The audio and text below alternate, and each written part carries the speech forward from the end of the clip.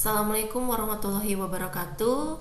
Sebelumnya perkenalkan, saya dengan Nunik Nurdiati dari SMK Negeri 2 Kuningan.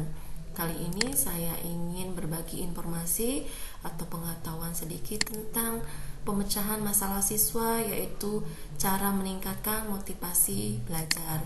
Nah, motivasi ini adalah merupakan satu fundamental, satu dasar ketika siswa atau siapapun ingin melakukan sesuatu dengan sukses. Kita harus memiliki motivasi dahulu sebelum melakukan sesuatu. Nah, kata motivasi ini diambil dari bahasa Latin atau yaitu movere, yang artinya dorongan dari diri sendiri untuk mencapai sesuatu yang dikehendaki.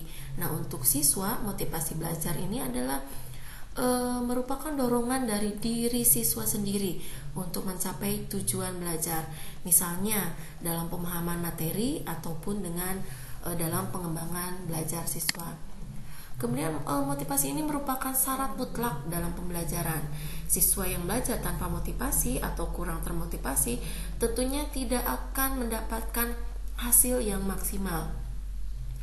Baik penguasaan materi, hasil maksimalnya tidak akan tercapai, dan tentunya hasil akhir atau hasil ulangan, hasil ujian itu pasti tidak akan sesuai dengan yang diharapkan oleh siswa sendiri ataupun diharapkan dari gurunya sendiri.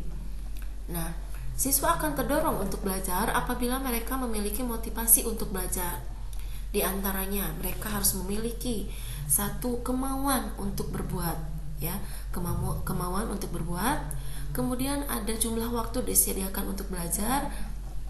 Kemudian adanya kerelaan meninggalkan kewajiban atau tugas yang lain. Jadi di sini diharapkan peserta didik fokus hanya pada satu materi.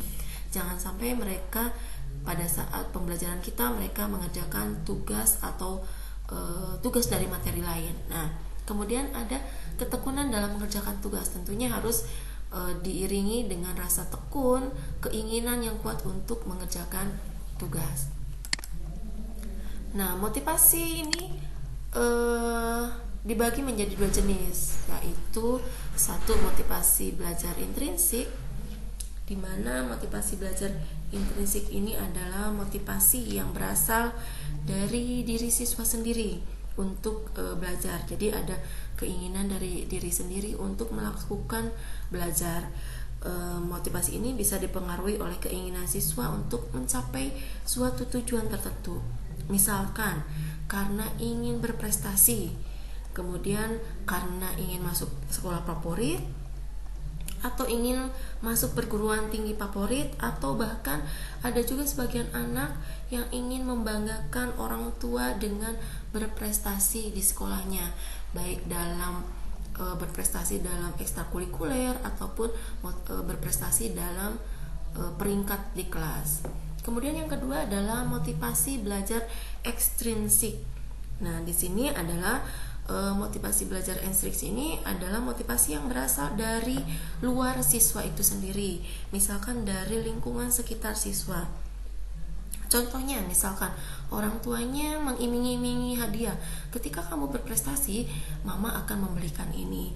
Ataupun guru saya pun memang seperti itu dalam memberikan materi. Kadang saya memberikan games dengan memberikan reward.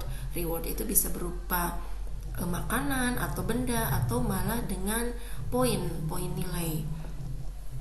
Nah, kemudian ada juga yang memang berasal dari guru, yaitu dengan siswa mendengarkan saran atau nasihat dari gurunya sendiri.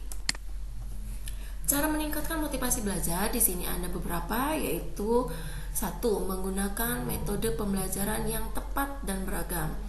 Di sini metode pembelajaran tidak boleh hanya menggunakan satu metode saja, apalagi metode ceramah, ya.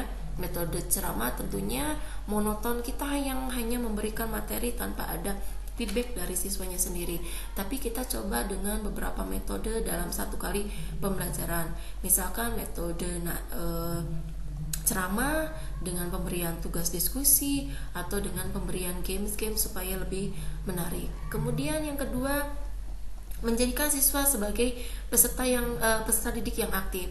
Nah, di sini kita memancing siswa untuk dapat aktif, tidak hanya karena disuruh, tapi kita harus memberikan rasa ingin tahu yang lebih besar kepada peserta didik.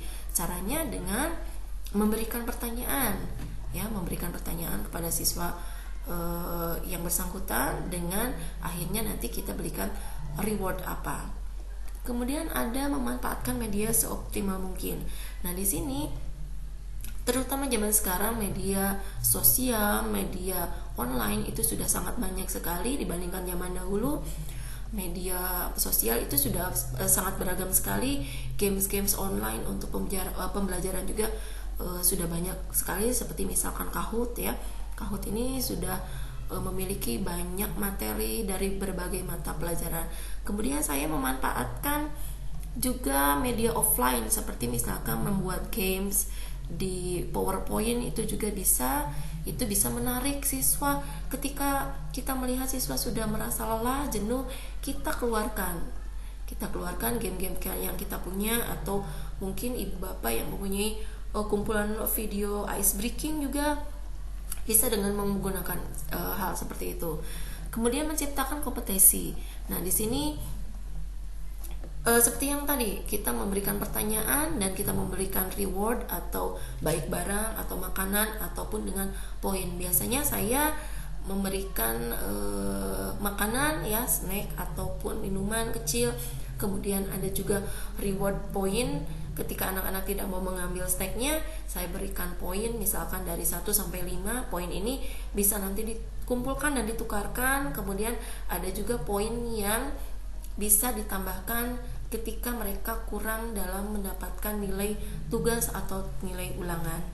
Kemudian mengadakan evaluasi secara berkala. Tentunya ketika kita mengadakan ulangan harian atau ulangan semester, kita bisa memperoleh hasil dari semua materi yang telah kita berikan.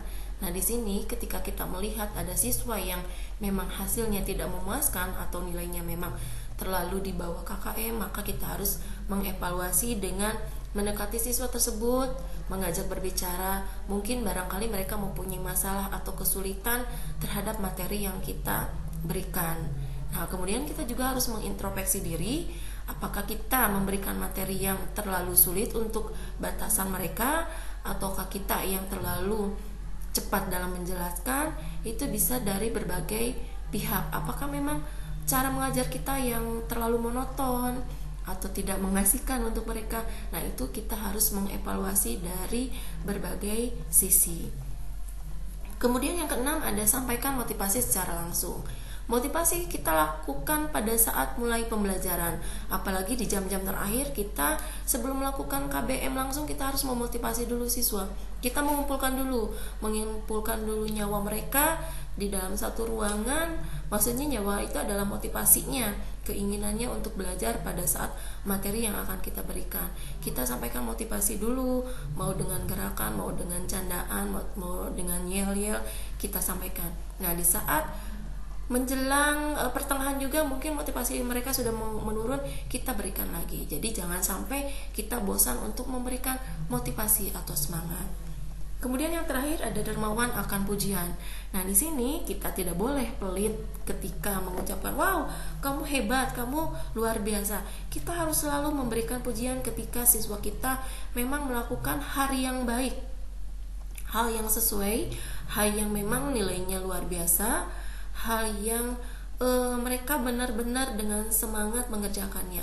Kita harus memberikan pujian. Jadi jangan sampai kita memendam untuk diri sendiri tanpa memuji mereka, tanpa memuji kebisaan mereka, tanpa memuji usaha mereka.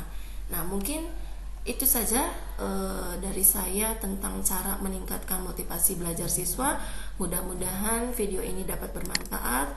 Kurang lebihnya saya mohon maaf. Wassalamualaikum warahmatullahi wabarakatuh.